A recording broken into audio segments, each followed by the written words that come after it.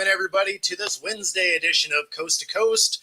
And of course, I am joined here with Stat Guy, and we have the Philly Sports Guy popping in. How's it going, guys? What's up? What's up, guys? How are you? Doing good, doing good. I need a producer in my ear because I was working on some other stuff. Almost missed the beginning of the show. Well, but we made it, and We made it. it's so interesting. I thought that that there should be all four of us again today. I'm surprised. I guess the Cowboy hangover finally caught up. No, he has a meeting on Wednesdays for the foreseeable future, so we don't get him on Wednesdays anymore. So I can't tell. It's hard to keep up with his schedule. He's such a busy guy. It really is. I mean, it could be a meeting. It could be something getting delivered. Like you never have any idea what he's up to. He could be resurfacing his arc.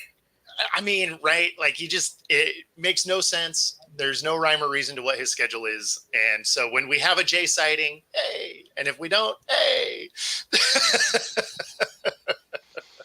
At least we're all understandable. That's right. How's it going, Chad? What's going on, Chad? Man. Yeah. So Ryan Leaf spoke out a little bit about Bryce Young getting benched. Basically blaming the organization, which I don't think anybody would dispute. That organization is an absolute dumpster fire, and I don't know that any quarterback would have had a whole lot of success going in there. I agree with that. Yeah. That being said, you have to make the most of the opportunities given to you. So, I mean, interestingly enough, it's Ryan Leaf saying this. Exactly. That's why it was noteworthy. Mister, it's not my fault. It's everyone else's. It is what it is. I feel like that. He shouldn't have been he shouldn't have been in the game right away. He should have had a good half a season, or maybe even, in his case, maybe even a full season to put everything in. And I think this goes back to the onus of rookie quarterbacks that are chosen in the first round are typically not going to be great initially, and if you expect them to be the savior of the franchise and to bring the franchise out of the doldrums of Drek, then you have to figure it out a different way. It's like you gotta, listen, you're already stink. That's the reason why they chose you first. Exactly. So, well, there's not a lot of Andrew Lucks that the next year they take a huge step forward. Like that's an outlier. Generally, they need to sit for a year. Even if they do come in and play, they're not generally amazing, right? But I mean, the Panthers did exactly what I always say you shouldn't do with a rookie, is start him immediately. If you have a veteran, which they did, right? Because if you have a veteran, let the veteran rock. And if the veteran struggles, then you have an excuse to bring him in. Or the veteran gets it done and they get to sit there with a clipboard and actually learn stuff. When you bring in a guy and then bench him, he's going to have no confidence moving forward because he was already getting smoked. Now you bench him. It's such a hard thing to overcome. We've watched it happen through the years numerous times, and it's a good way to ruin a quarterback. I mean, at this point too, I think, like I said yesterday, I think he's just broken. Like, I don't see him getting fixed at this point because he never should have been starting last year. Andy Dalton should have been starting last year, or at least starting half the season. And now I think, and ultimately he did when he got hurt. Yeah, and now I think in this decision, I don't even think this was a Dave Canales decision, honestly. I think this was more of a Tepper decision because if you look at it, immediately following the game on Sunday, like Dave Canales was still backing Bryce Young as being his franchise quarterback, basically saying, we're going to go back to the drawing board to try to simplify some things for Bryce Young to put him in the best position possible.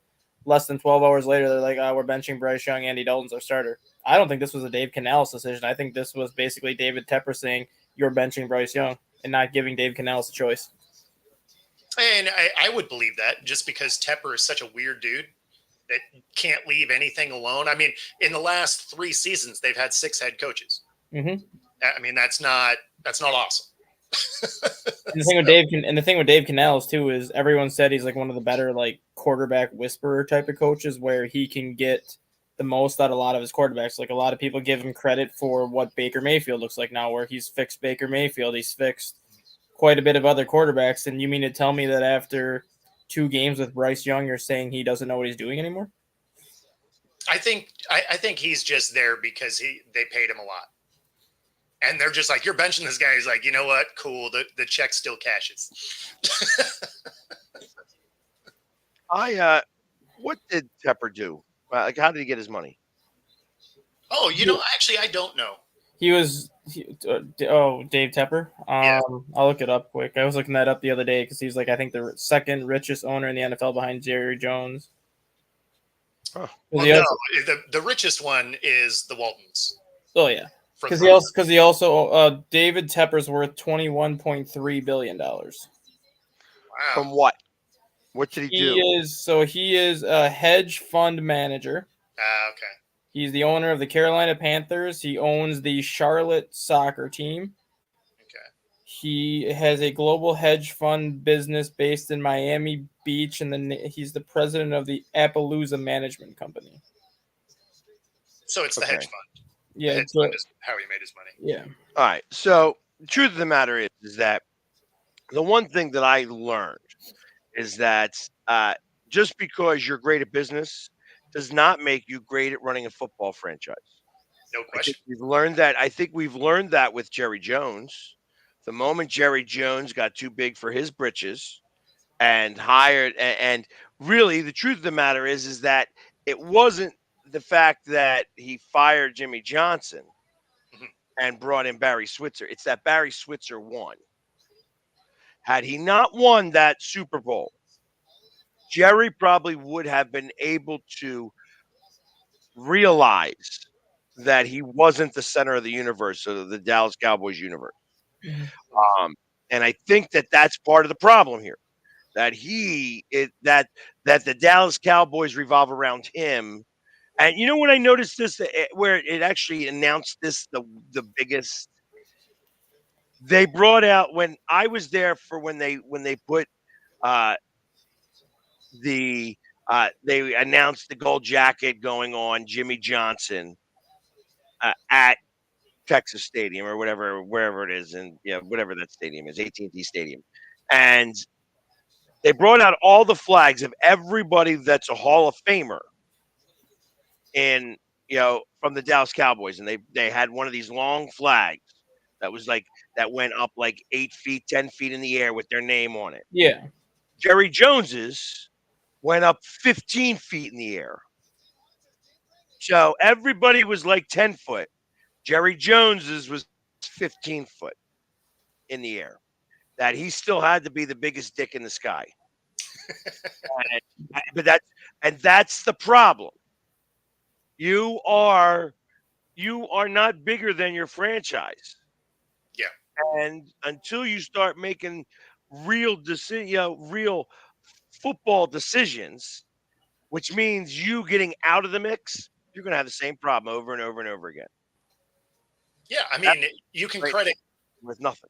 You can credit Kraft with that a lot, right? Mm-hmm. Like he lets football people do football things. Right. He gets involved when it becomes disruptive. Yeah. He becomes the mediator. I would say that Jeffrey Lurie is also very similar. He likes to meddle some. Not a tremendous amount, but some. Yeah. And I think I don't know in terms of how good or bad some of the decisions that directly came from him are. You know what I mean? I got to imagine that it was his decision to switch to Nick Sirianni Ultimately he's doing the hiring with a lot of trust from Howie Roseman, but that's a joint made decision. Mm-hmm. So, Yeah. and I think that there's, short of that, like when it comes to the hiring and firing of head coaches, and possibly, you know, if there's a coin toss on a very high draft pick, you Sure. know, like who we want, this guy or this guy, we're not sure. We're going to be paying him a lot of money. You got to then kick it upstairs, So, but that's like where they need a tiebreaker. Yeah. But short of that, that's really all owners should do, I think. You know, I Yeah. I mean, we mean, sit they're here they're the analyze football. checkbook. They're the checkbook. Let's be honest. Like the odds are they're not great football people. Now, I'm sure there's a couple of them out there. Don't get me wrong. Like I'm sure there's some that are great football minds. Al Davis comes to mind, right? Mhm. A great football guy. And so, like, it's not always true, but for the most part, let football people do football things. It's one of the things I always liked about Paul Allen, right?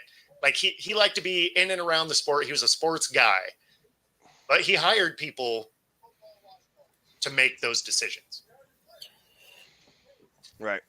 And the thing with Tepper too is like how you were saying, like how many coaches they've gone through like the last few years. Mm-hmm. Take John Fox and Ron Rivera out of the equation because they actually both did fairly well when they were with Carolina. But you had Matt Rule, who struggled in Carolina, and then they let him go, and now he's actually doing very well with Nebraska. Frank Wright has always been a great offensive mind.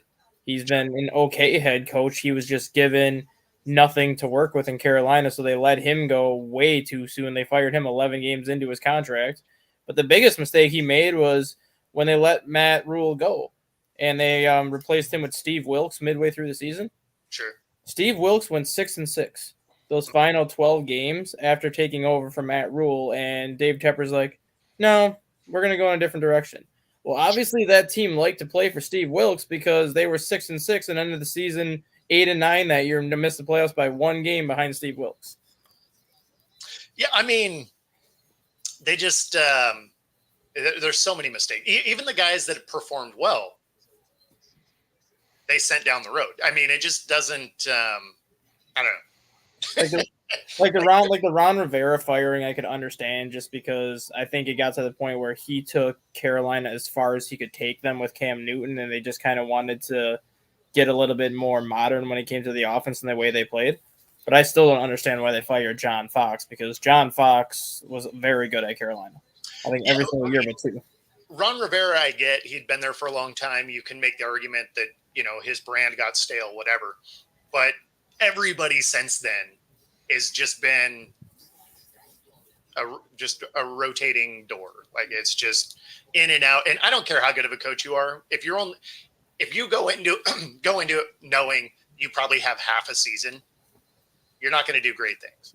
Like Yeah. if I were getting hired by the Panthers right now, I'd be trying for the longest contract I could get, knowing I'm not going to finish the season. Well, I mean, Frank Wright had a 5-year deal and he only made it 11 games.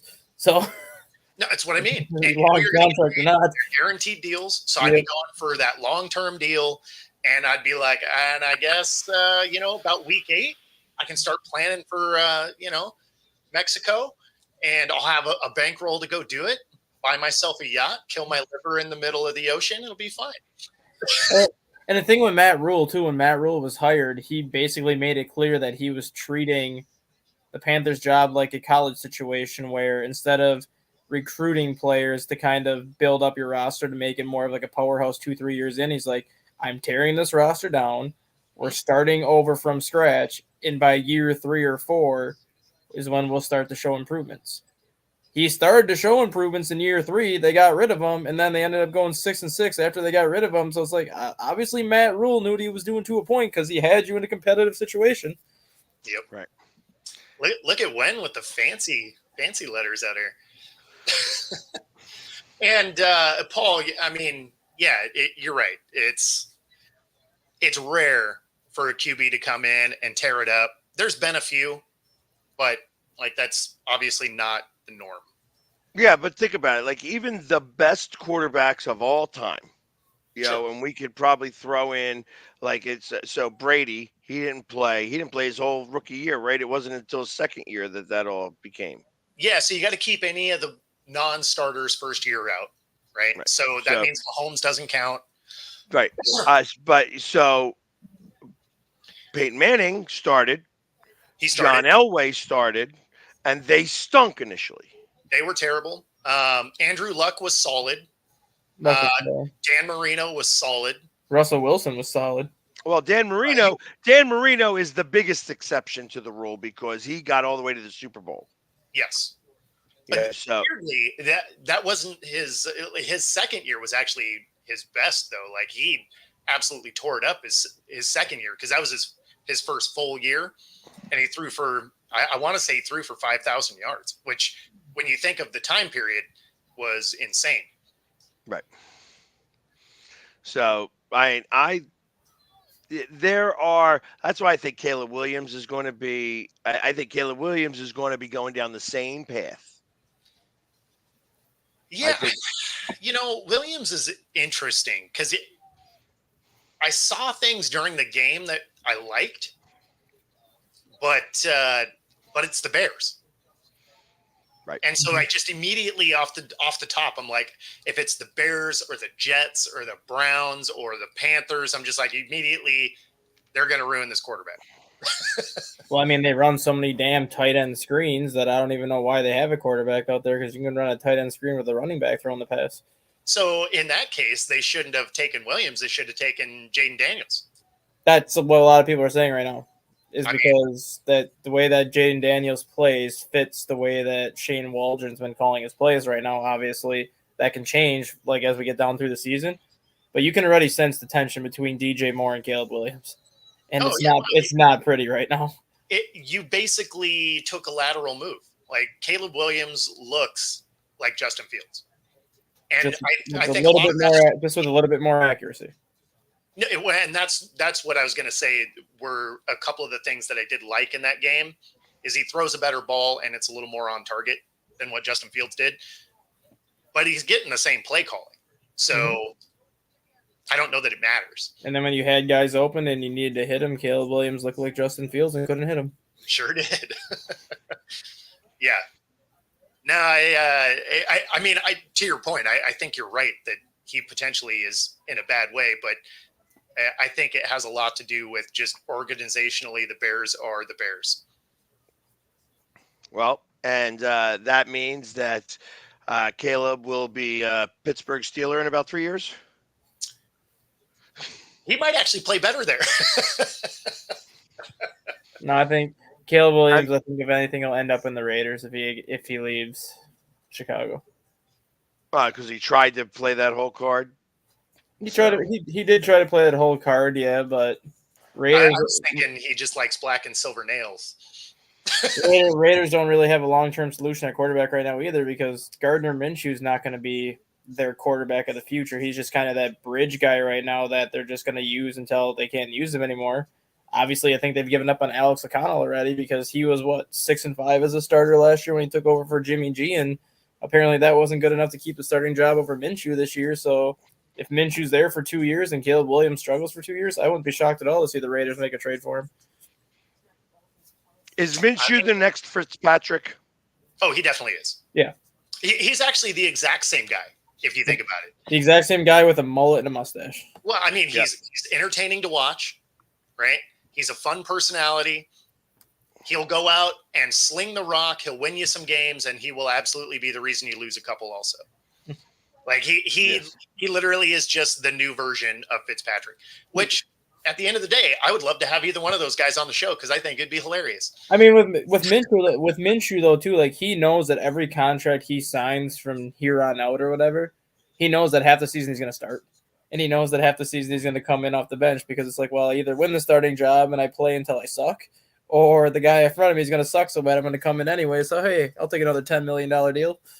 No, and that's the thing is he plays well enough that he'll be in the league for as long as he wants to be in the league. Similar to Fitzpatrick is like he can take you to the playoffs.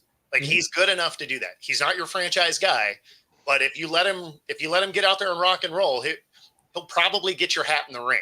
Yeah. Fitzpatrick did it with terrible teams. Like Yeah. he had bounced around every bad team possible, and he made them competitive.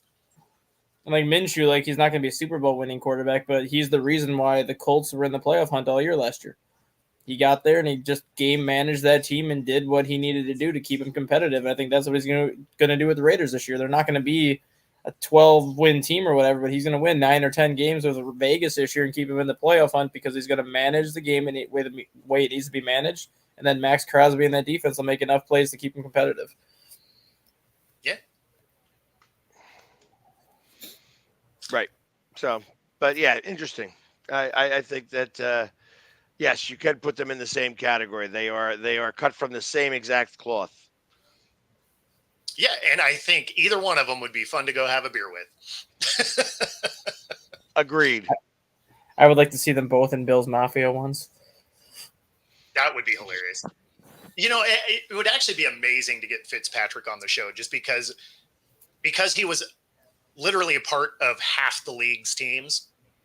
It would be interesting to see, to get his take on how the different teams operate. So, but interestingly enough, he was not on any one of our 3 teams. Yeah, weirdly. Mm-hmm. I mean, well, they weren't bad enough at the time. They were all locked into their guys. So, yeah, because obviously he never was an Eagle. However, I think he's got 2 ties against the Eagles. Yeah, he had one with Tampa. I think he had a tie with the Eagles, and I think one with Washington. Cincinnati. I think. I thought it was Washington. I forgot he was a Bengal. Yeah, see, that's the thing is he was on like half the teams. Like you forget, and a couple of I think one of them he was there twice, right? So, I mean, Tampa Bay. I thought he was there twice. I thought he went and left and then came back. Yeah, I think you might be right, but I mean, it just hilarious. Like, what an interesting career. Yeah, and at what point, like that would be a cool question to ask him. At what point do you realize that maybe I do want to try to play for every team? I mean, that would be a hell of a feat, right? Like he's played on 12 teams, right? That seems right. 9 teams. Okay. Yeah, he started with the Rams in 2005, went to the Bengals in 2007, the Bills for 4 years, the Titans, the Texans, the Jets, the Bucks, the Dolphins, and the Commanders. So he didn't go back to back with one team. Like he didn't go like back to a place where he was. Didn't return to a team? Nope. That's wild. I totally thought he did. Yeah, Buffalo was his longest stop of 4 years, 2009 through 2012. Otherwise, every other stop was 1 or 2 years. And he was drafted in what, 2004?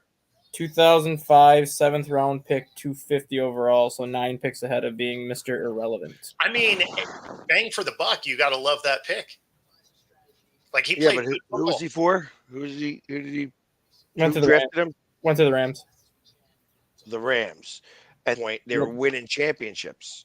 You had one. Well, that was after the Kurt Warner era, so that would have been before they drafted Sam Bradford. So that would have been the bridge quarterback that they had between Kurt Warner and Sam Bradford when they started to struggle.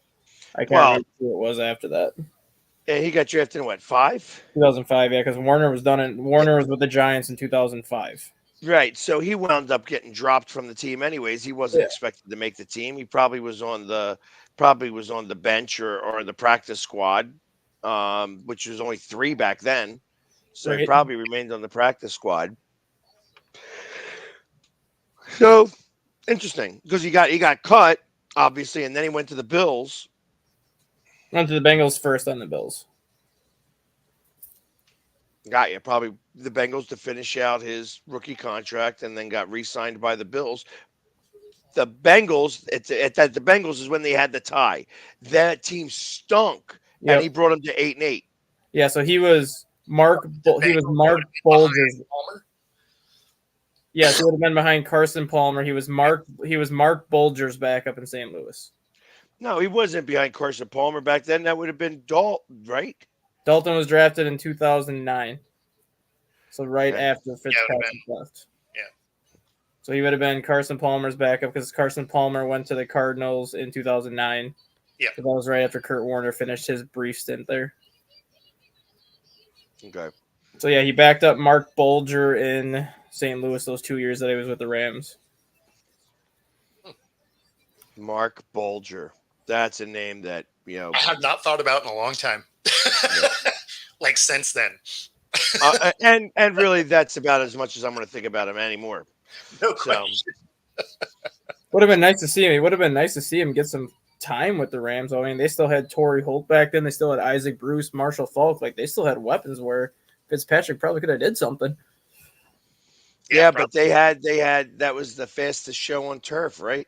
Yeah, that was the rest. That was the rest of like the remaining pieces of that greatest show on turf. Right, but that was with what's his face? That Vermeil had already retired. Yeah, Mike Martz was there in 05. Yeah, and that was half the problem. Is that like Martz was like very stubborn in the way he called the game. He thought he invented the game. He was like, see, this is what the problem with St. Louis was, because I couldn't stand La Russa either. He's another one who thought that he invented the game of baseball. Just like Martz invented the game of football. Get the frig out of here. You're the reason why St. Louis don't even have a team anymore. Hey, they have the Battle Hawks. That's right. Yeah. Battle Cox. Yeah. He already retired so he doesn't get to do that now, but would have been kind of awesome had he been able to pull it off. Has there been any other player who's played on more teams? Yes, there is, and he's still playing actually. Jason Peters. Nope. He's also a quarterback. Oh, 38 years old.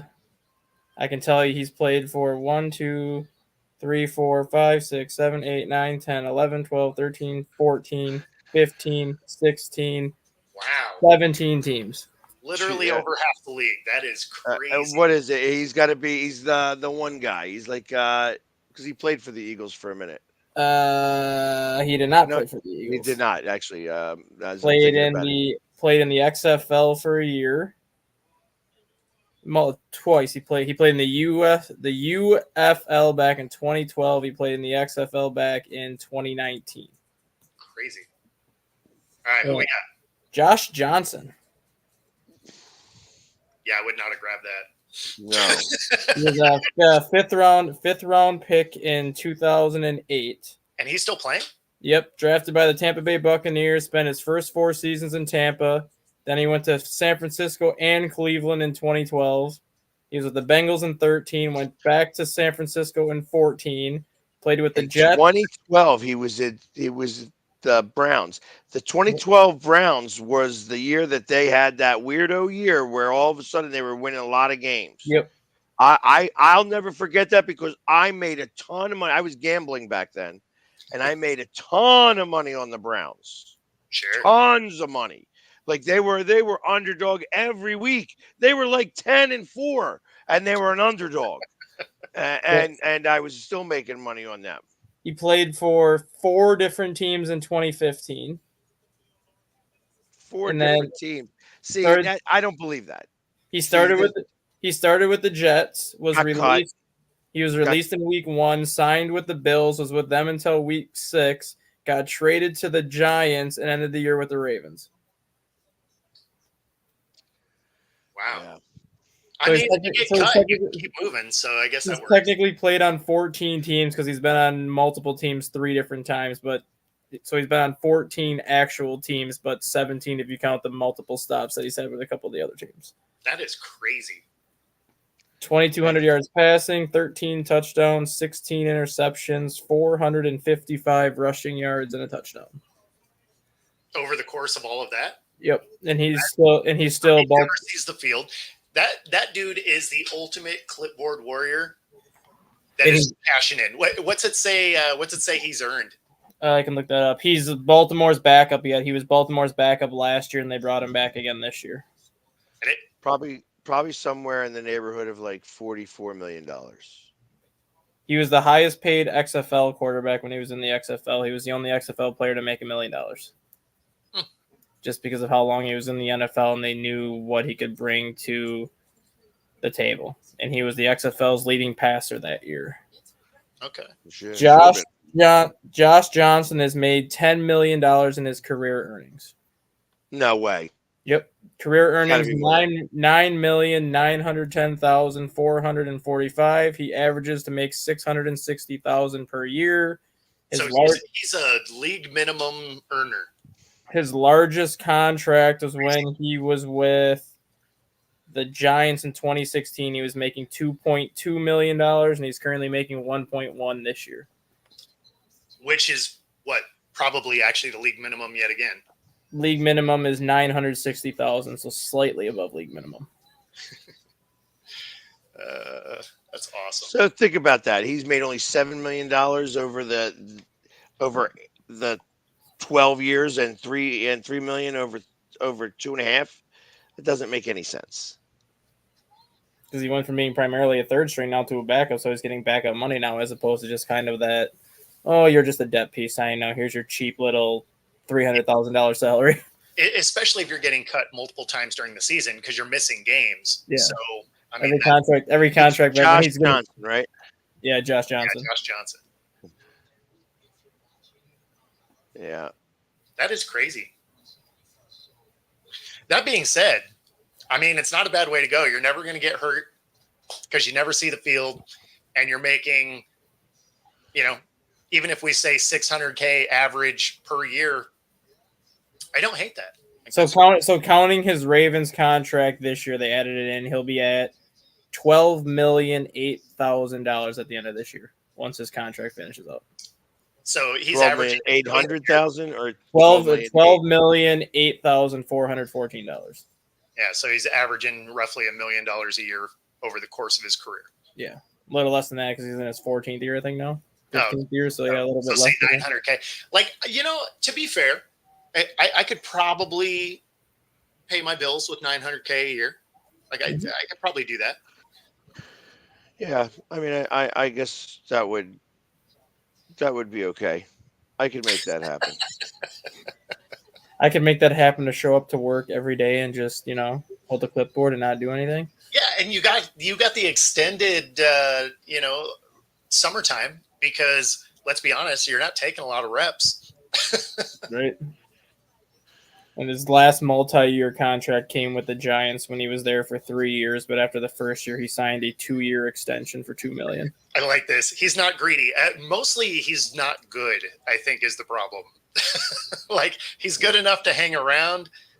He must be a likable guy. Well, that's the thing. Like, he's very likable, and he's very knowledgeable about, like, multiple offenses. Because I think they said over the course of his career, he's worked with, like, 22 or 23 different offensive coordinators. So he's seen pretty much every offensive scheme that you can think of. And a lot of the teams that you see him with, minus Baltimore now, who has Lamar Jackson, he was usually in a situation where they had a young rookie quarterback or a young quarterback that they wanted to take over shortly, and they just pretty much used Josh Johnson as his mentor, where he would literally just go through the playbook, literally go through all the different schematics as they're sitting on the bench. He'll be a guy that when he finally says he's done, I'm not going to be surprised if he becomes either a quarterback coach in the NFL or an offensive coordinator down the road, just because he has a lot of knowledge with so many different offenses. I gotcha.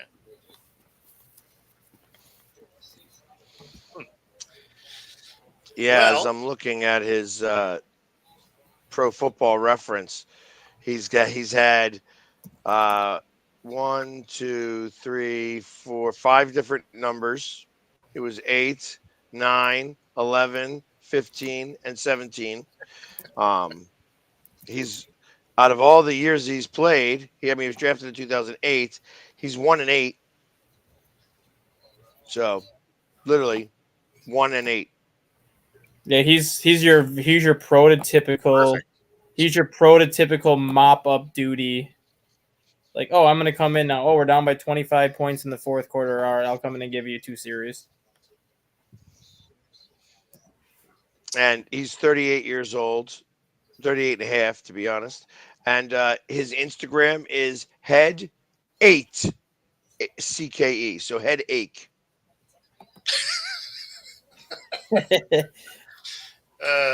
That's awesome. So go message him and let's see if we can get him on. He's got a Twitter, same thing. Head8CKE. Headache. Never a dull moment here. That'd be amazing. So, anyways, He'd be the only one that I can think of that would realistically have a shot to potentially get to all 32 teams, depending on how long he played. Because if you're with 4 teams in a year, it ain't going to take you that long to get through the rest of the NFL roster. yeah, but most of the times they're not going through 4 teams a year. No. No, and he's late enough in his career that you have to imagine that is probably not going to continue, right? Like I would imagine he's got a couple years left, and that'll be it.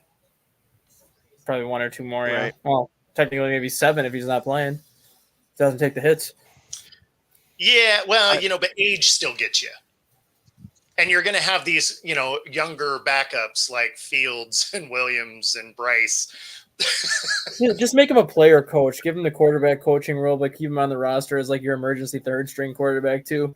You could see a guy land in a position like that though. Because that emergency 3rd string doesn't count against your 53-man roster anymore. So you could easily make him a quarterback coach and still make him the emergency 3rd string quarterback and be like, hey, we want you to coach the quarterbacks, but here we'll keep you on the roster as the emergency 3rd string.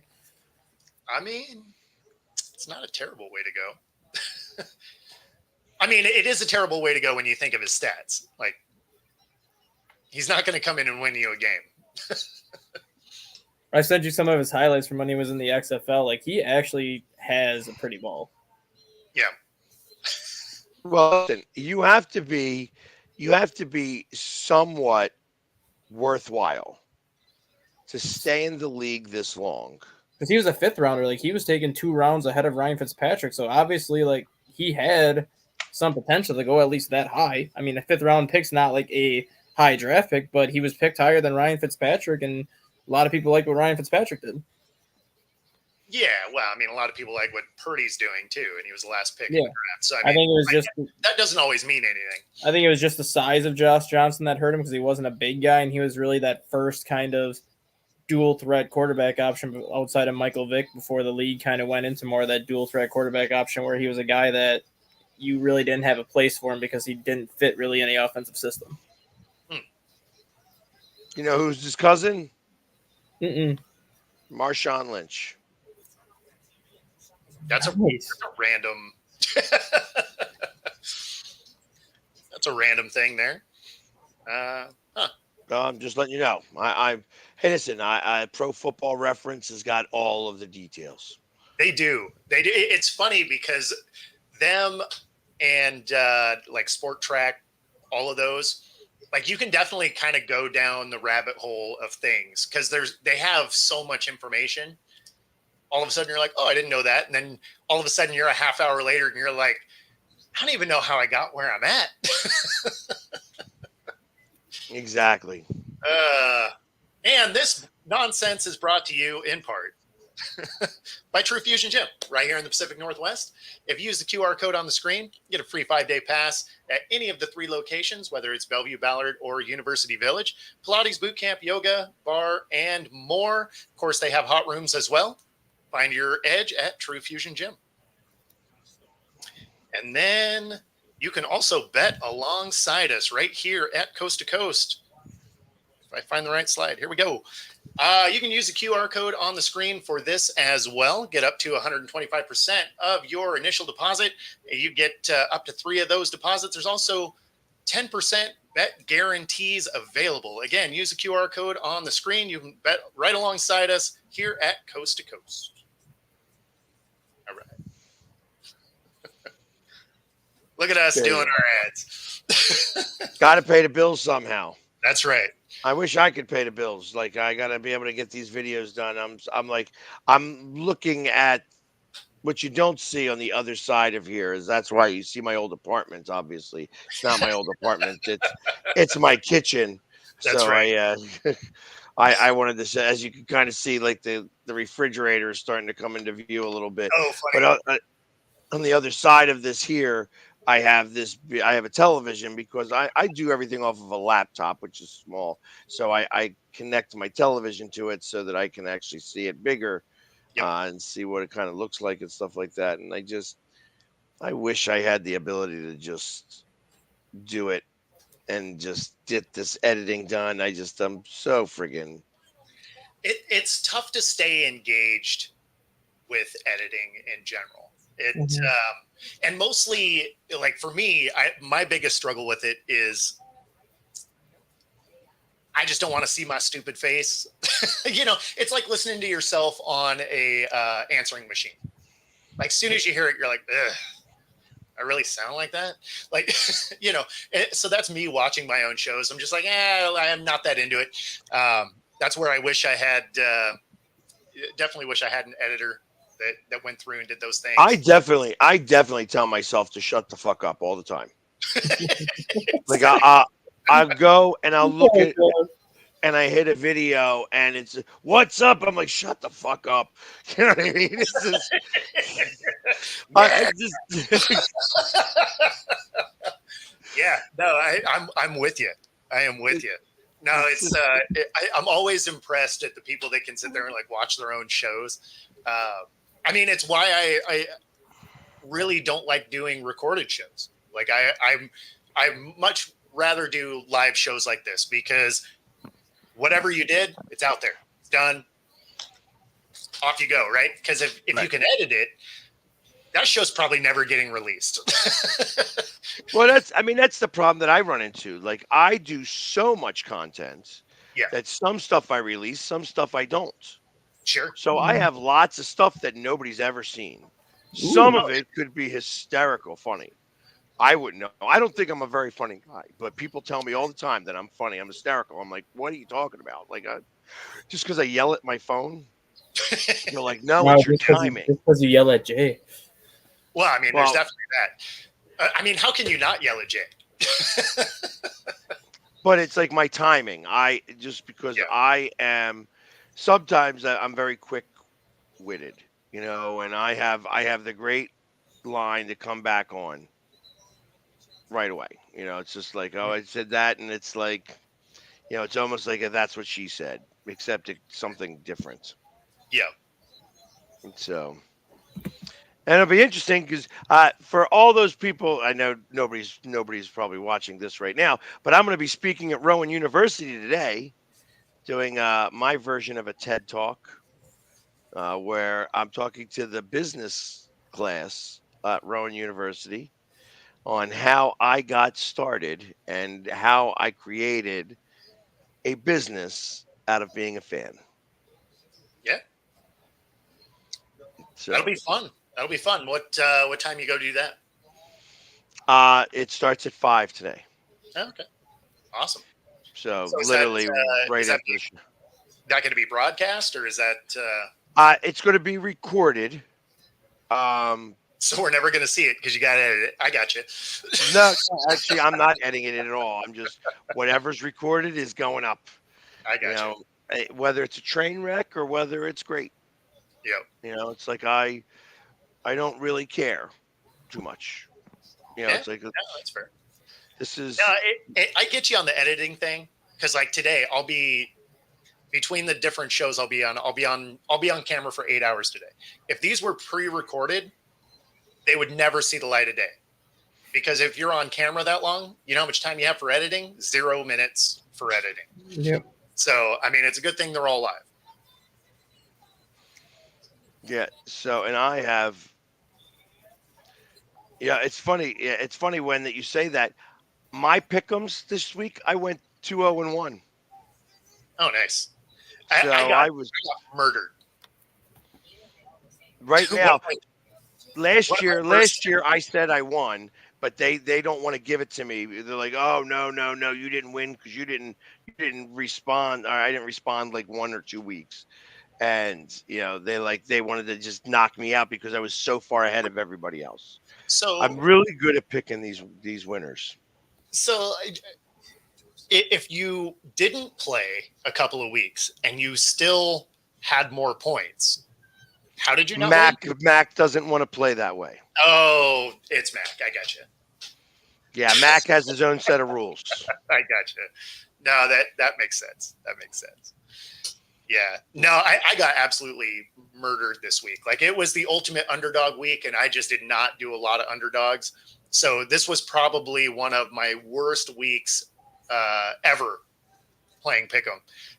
But it was funny the way that it ended up going down is the people that were leading all just took a bath this week. And then all the people that were in the back apparently decided, you know what, we're doing every underdog and nailed it. So now from first place to last place is all within like 4 games now.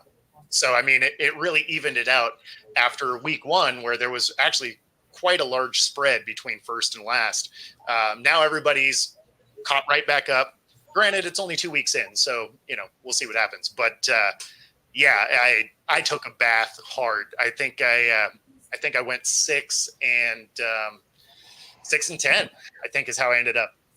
Ouch. So rough. Yeah, it sounds rough. 6 and 10. But I did win my suicide pick. Yeah, which, who did you have? This week or this past week, I liked. We started off with Minnesota against the Giants, and then this past week I had whoever played Carolina. I just didn't trust the girl that I choose with, because I do this for a girl, and we talk about our picks, and then she sends it in. Last year we won. Nice. So it was, but we won. Like I said, we split with 3 other people. We all lost in the same week because we were down to like the same kind of team, and we thought the team would win. The team lost, and everybody was out, and so we split it 4 ways. Nice. I didn't even get a drink out of it, by the way, but that's beside the point. This girl's boyfriend picked the first week, lost. Picked the second week, lost. So, because you get buybacks after the first week. We're already in week 3, so I think it was the Chargers that I chose. As I'm looking this week on who I'd like to choose, there's a piece of me that kind of thinks the Seahawks. So I would be careful with that pick.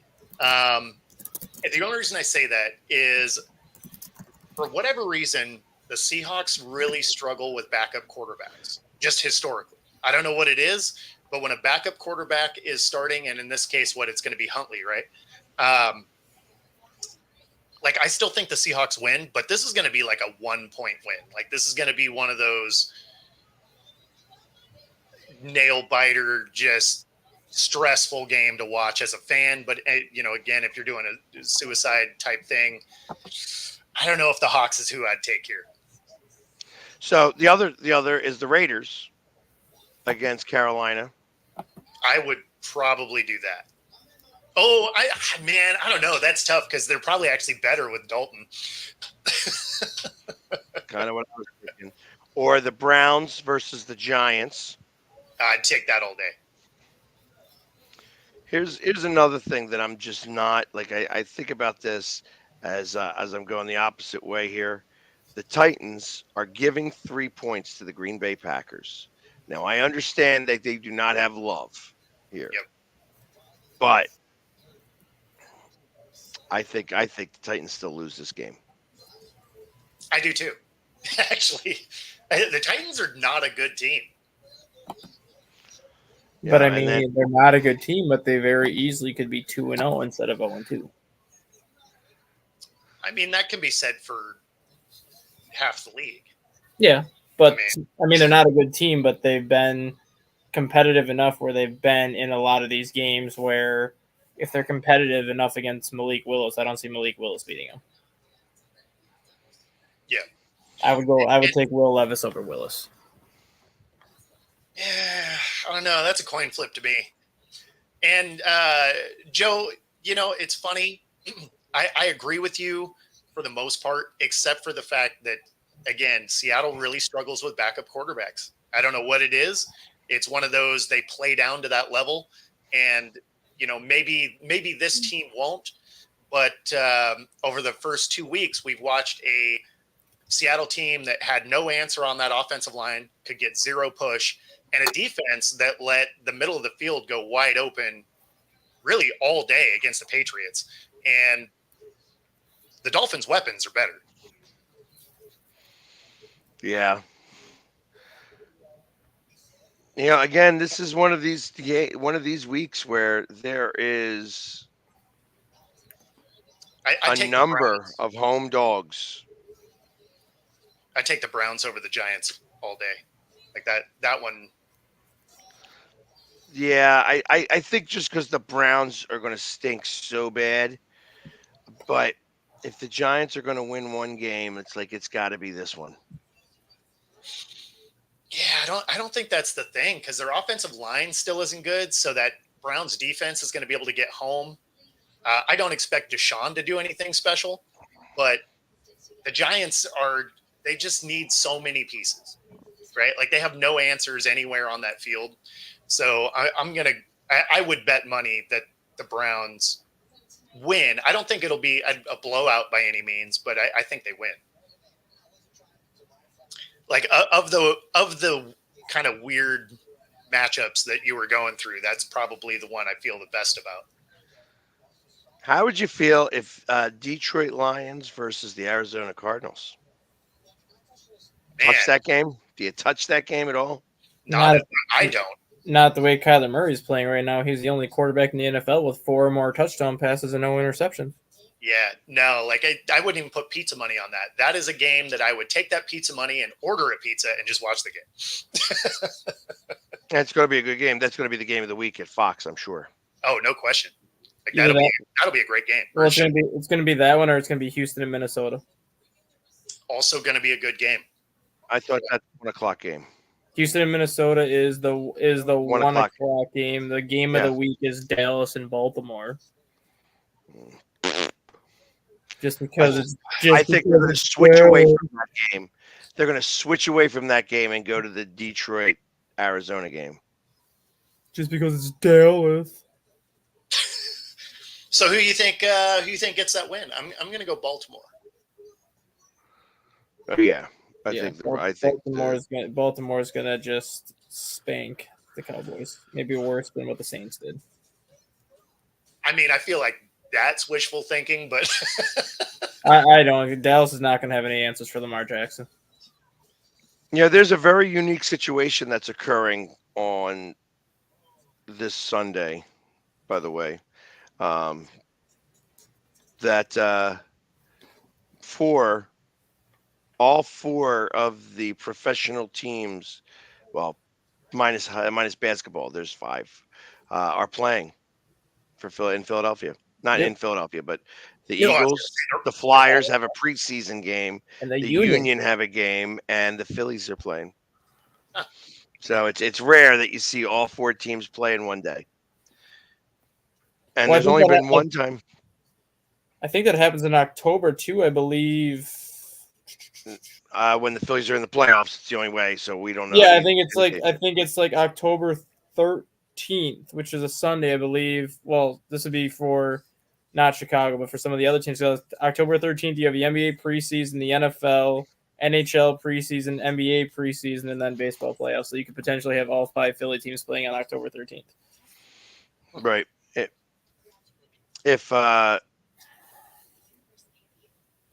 No, we can't. And well, maybe we could, because that would be the beginning, maybe game 1 of the NLCS. Yes. No, because the it'd be the NLDS. NLDS. No, the DS ends on the 11th. I know this already. I've had to schedule this out. Okay. So the 11th is game 5. Okay. So then NLCS. So it might be game 1 of the NLCS if they give one day off, and then go right to the NLCS. Doesn't seem like that would be the case. I don't think so either. I think that they would not do it. They would not compete with football, and they'd start on the 14th that Monday. Have you ever done a trifecta before? So I've done 5 games in 3 days in less than 60 hours is the biggest that I've done. where it was Flyers, Sixers, Eagles at 1:00 the next day. I did 2018. I did a trifecta. I had Cubs at noon in Chicago. Then I had the Blackhawks at 3:00 in Chicago, and then it was Sunday Night Football, Vikings at Bears in Chicago. And everything is within like 5 miles of each other, so you literally just take the train, get off, go here, get back on the train, go here, get on the train, go there. My life doesn't work as easy as that. So I have to change colors, being the chameleon that I am. Yeah. But I have done, well, I guess you could kind of say it. I have done Flyers, Phillies, Wings, where I had all three kind of happen in the day, but I didn't change colors. I added stuff on my face. And I had to add some Eagle stuff because that was the day Jason Kelce and Fletcher Cox was being honored at the Phillies game. So I had like a 62 and a 91 on my face in green, along with Flyers colors, Phillies colors, and Wings colors. Nice. So yes, I have done one trifecta. Nice. In my life. Those are fun days. They are. A lot of running. A lot of busy. Well, thank God I was only across the street from each other. Right. Yeah, that's like if the Hawks and the Mariners play, like you literally just leave one and walk into the next stadium that's next door. Right. So it's not a bad way to go. But that brings us to the top of the show. If you are watching on YouTube, be sure to like and subscribe. Helps us bring our content to you. If you're watching on Roku, even though it looks like maybe we got knocked off, you'll be able to re-see this in the next hour. So stay tuned and catch the parts you missed. Other than that, we will see you guys tomorrow. And enjoy the rest of your day, guys. Later.